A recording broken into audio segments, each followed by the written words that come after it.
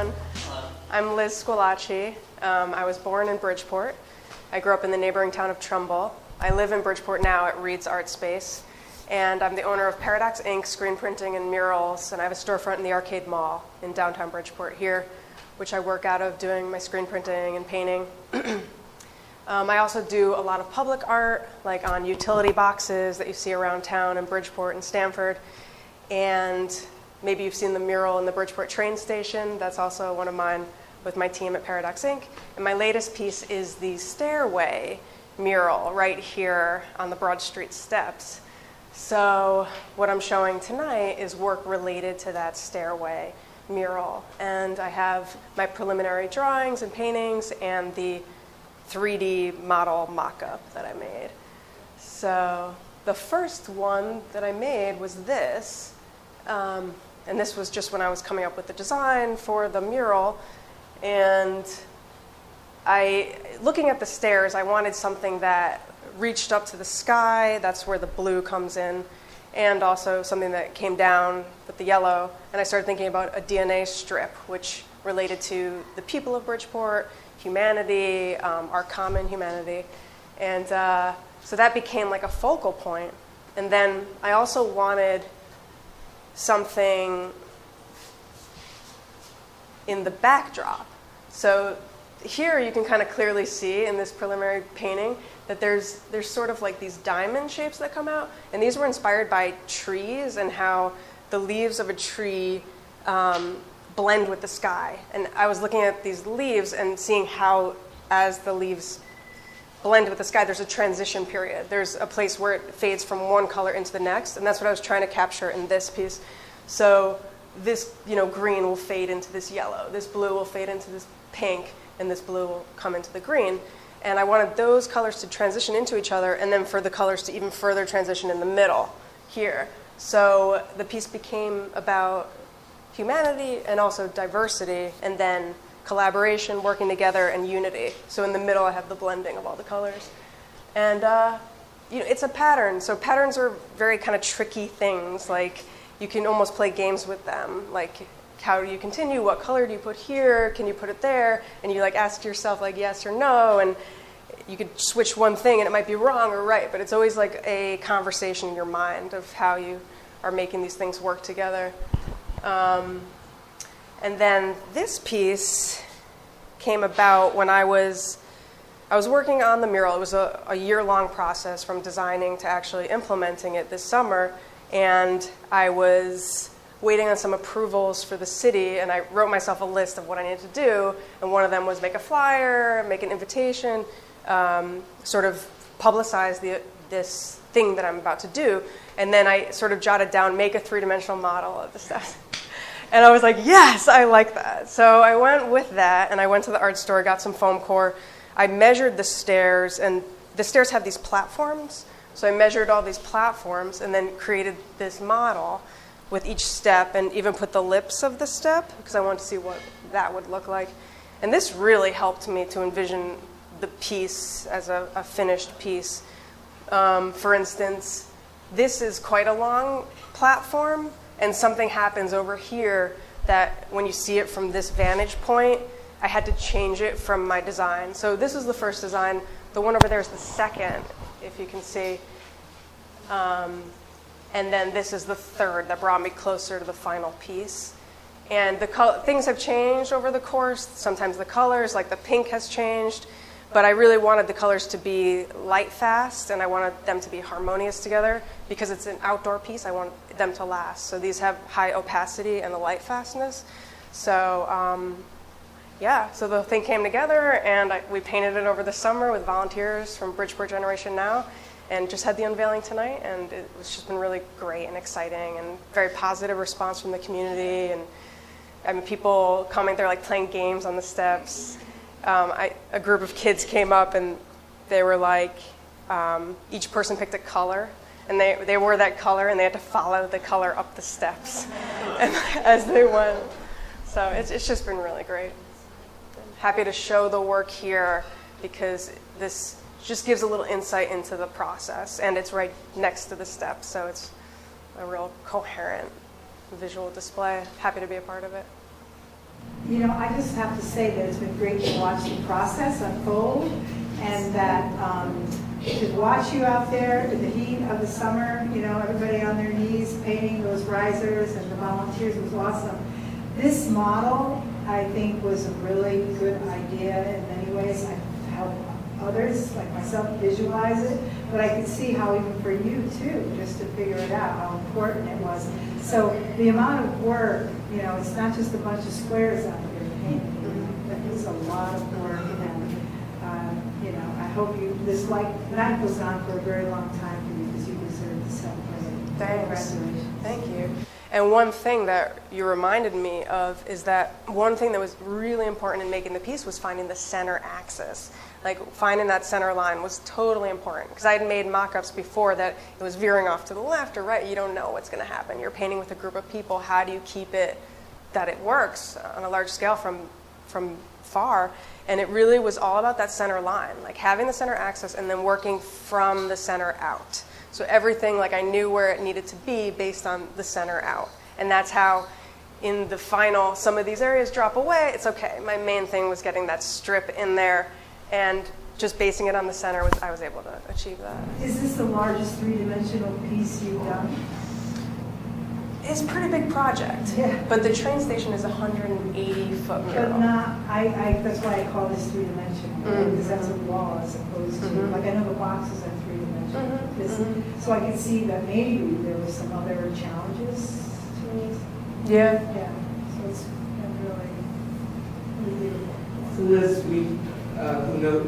those of us who know your work think of you as a figurative painter. You do these wonderful figurative canvases.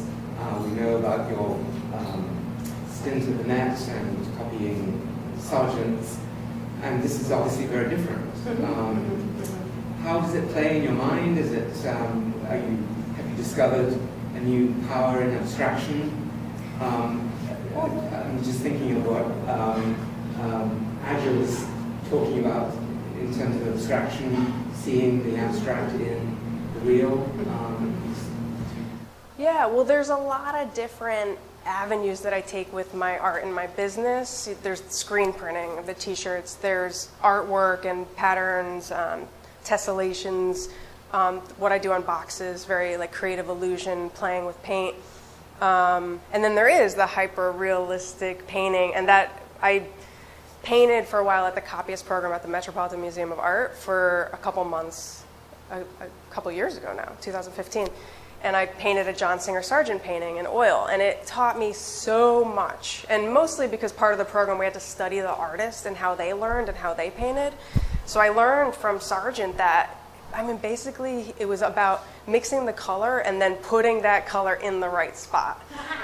I'm telling you, and that's what it might sound easy, but there are so many nuances to color. So, but if you mix that right color and you just put it there, then you can make a really great painting. So that just transformed my whole thought about painting. And now when I approach realistic painting, I use that technique. And it can drive you crazy, but it's great because you're not cheating, you're not faking it, you're just being very real and very honest and true to what you're painting. But I think it's just about diversifying and being able to do many different things. So this was a problem that needed to be solved in a certain way, and that's how I solved it.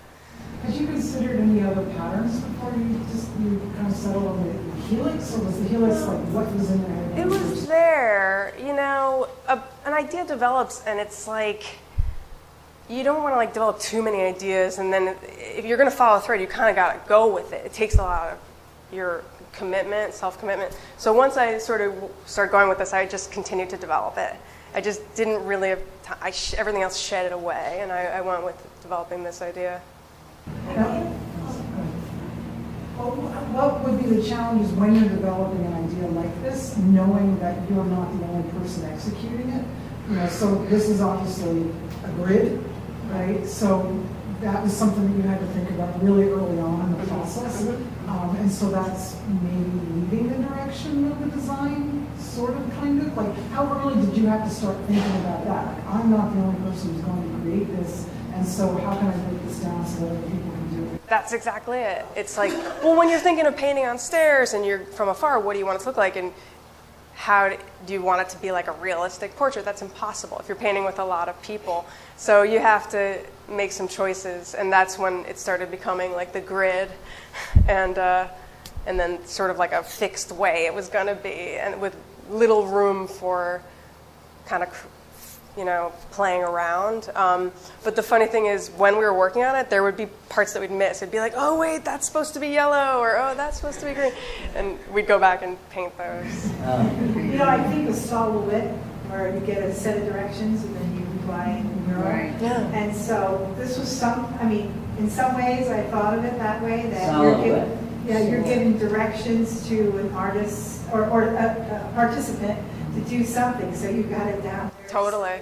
And the participants were great. Like, there'd be some where they were in charge of counting squares to figure out what, and I was like, are you sure it's right? And people would be like, she's really good at counting. And so I'd be like, all right, we're in good hands. Because you could, at one point you could see the numbers that were on the stairs when you go on. Yeah, in chalk. I find it really interesting to be so close to observing an original public work. And I just want to comment that this piece is going to inspire people in Bridgeport to walk up these stairs that may not have ever thought about walking up the stairs. Or I drove by the other night and there was a group of high school girls. I swear they were doing basketball drills on your steps. Wow. And that's a huge whole other, it's just going to take up this history and space, and it's making me appreciate public art. Yeah. So much more than I have before. So I just want to thank you.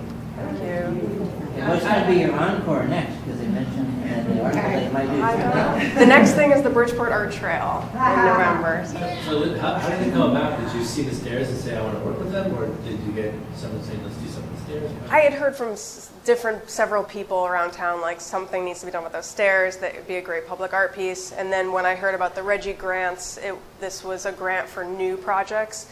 So I started thinking that would be a new project. And then when I met the group Bridgeport Generation Now, they were such a great group. I knew I wanted to work with them. They'd be a great, volunteer partnership. So it all came together with those three things.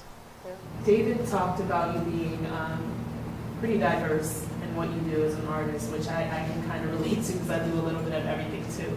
So in talking about the public art, you've been doing it for a long time. What led you to start doing public art, and what